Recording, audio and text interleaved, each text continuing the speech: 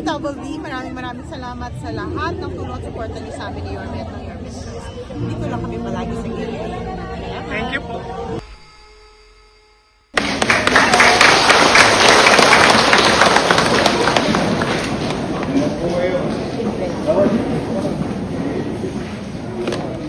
Jason. Anyway, magandang tanghali sa inyo.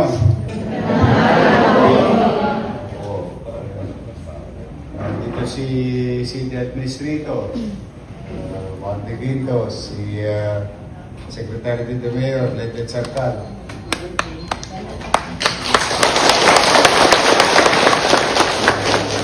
Okay. Si Kagawad Jason. Si Rapi lang. Ayan, Rapi. O, kamusta kayo? Malungkot. Bakit kaya? Hindi kayo nakapaghanap buhay. Bakit kaya? Ayun. Alam po ninyo, mga nanay ko, may mga bagay sa gobyerno, lalo na pag politiko. Pag politiko, particular politiko.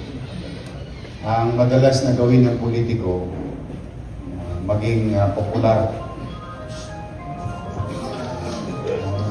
Boyfriend mo yata yan, no? Hindi, okay lang. Okay lang na ito.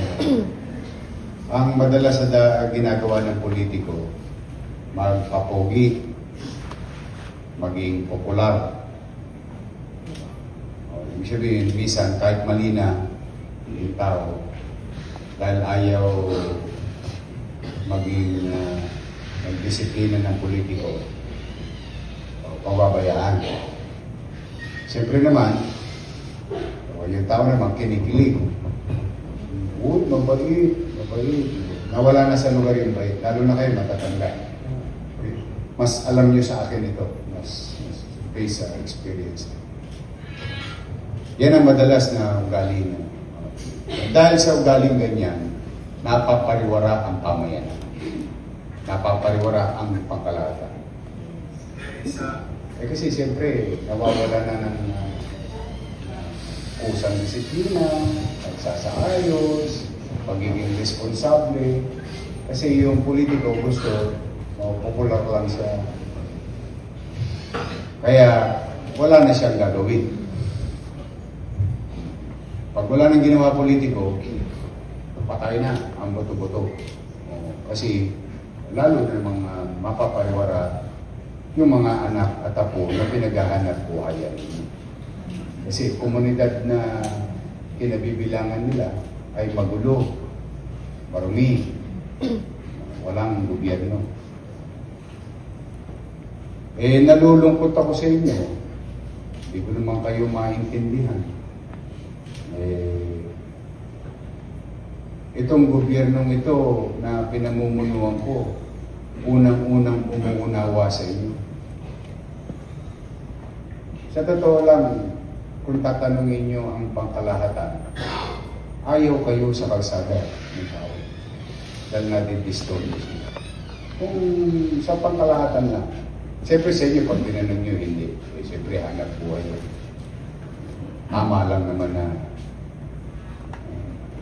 siyempre, proteksyonan ninyo yung interest. Pero yung tao, hindi yan. Pero ako, lagi kong isinasaalang-alang yung katatayuan na nagtitinda sa kalsada. Laging may timbang yun sa puso ko. Kasi I grew up there. Doon ako lumaki. Doon ko sinipa yung mga mansanas. Yung lychee. Yung plastic ng lychee. Doon ako sa, yung kariton ko, nandun sa kanto ng Santo Cristo, Metrobank, na dating may bumbero. Ewan ko kung matatagal na kayo. Kasi ikot ako doon sa Manian, kanto ng MD Santos, Santo Cristo. Pasok ka ng Carmen Planas. O, labas ang Recto, balik ulit ng Pulgueras, Tabora, Ilaya. Inikot ko nung ang Tambakan. Ewan ko, inabot yun na. Sino ba matatagal? Sino ba nila 30 years na nagtitinda sa Divisoria? Ayan. Makaka-relate ko. Inabot yung Tambakan sa likod ng Divisoria Market, di ba? Gawa na yelo. Saka Limango. At saka Bagong. Sumakay din kayo doon sa baka, Beijing ko tawin. Kasi doon ako lumaki. Doon ako naghanap buhay. Kaya wag na mawawaglit sa isipan ninyo na hindi kayo mahalaga. Kung meron man taong gobyerno nakakaintindi sa katatayuan nyo, ako na yun. Kaya lamang, hindi ko naman pwedeng kilingan ang pagpapasya para lang sa inyo. Kailangan pag nagpapasya ako, ay sa kabutihan ng pangkalahatan. Kaya ako na mismo ang nagpapaliwanag sa taong bayan, hindi sa inyo. Ako na mismo nagpapaliwanag sa taong bayan na kailangan pa rin natin kilalanin yung mga naghahanap buhay sa kalsada sa gitna ng araw at ulan na sila ay mabigyan pa rin ng pagkakataon. Ako mismo nagpapaliwanag sa tao.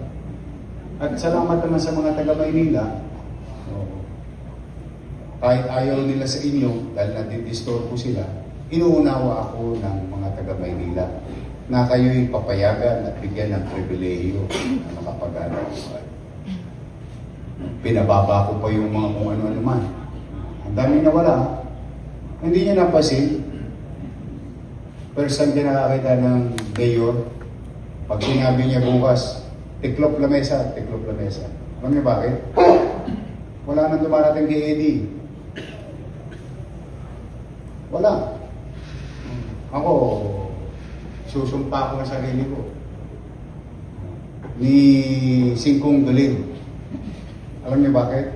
Pera sa lupa yun. Pinagpawisan yun. Pati ba naman yun, pinakikailaman pa ng mayor. Kaya ako never. Wala akong ibang hiningi. Nakita niyo naman yung Divisoria. Ilang taon na sila nakapaghahanap buhay doon. Sa gabi, hayahay. O, pagdating ng alas 6, maligaya ang taong bayan. Malinis na ulit. Parang walang nangyari sa gabi. Tapos hiningi ko kayo. Ang Divisoria, Recto, non-negotiable. Kayo hiningi ko. Ipagpasensyahan natin yung mga taga-Ilaya, yung mga taga-Tabora, Pulgueras, Carmen Planas, Santo Cristo, Santos. Pagpasensyahan natin sila.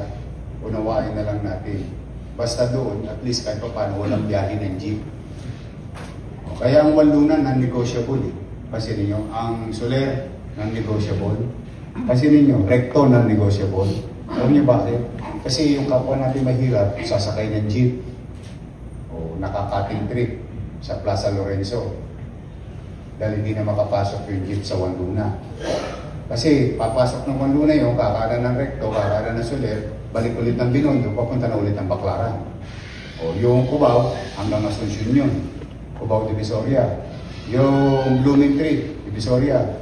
O yung May Paho, Divisoria. Daming nasa Divisoria. Stop and Shop, Divisoria. Kumbaga, yung mga mahihirap nating empleyado, naghahanap buhay, nakakating trip sila. Eh gusto ko, yung normal lang.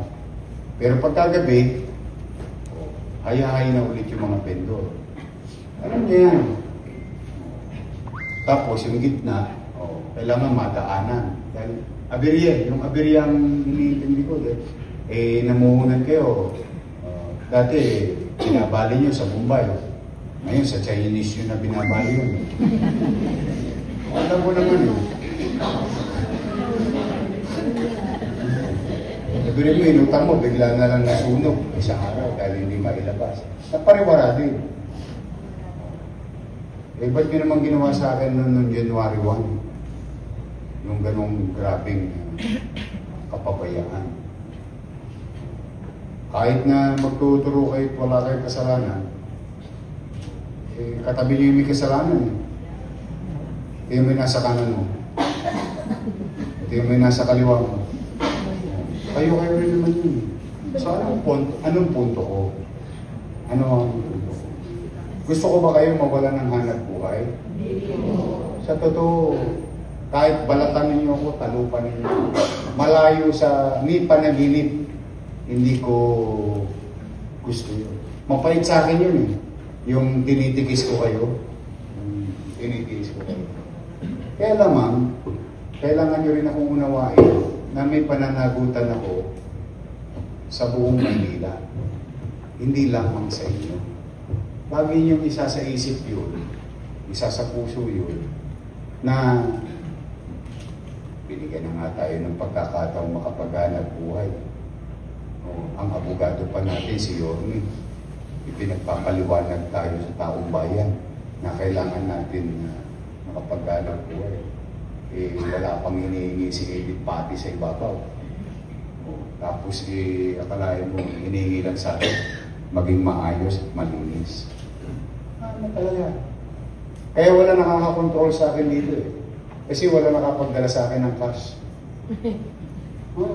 Kaya takot lahat yan sila. Lahat sila yan. Lahat sila. Kasi hindi talaga ako tatanggap yan. Dahil pag gusto kong disiplinahin, kinabukasan, disiplina. Kasi mas may ano tawag yung mukha ka, may moral. Ano ang loob mo ba?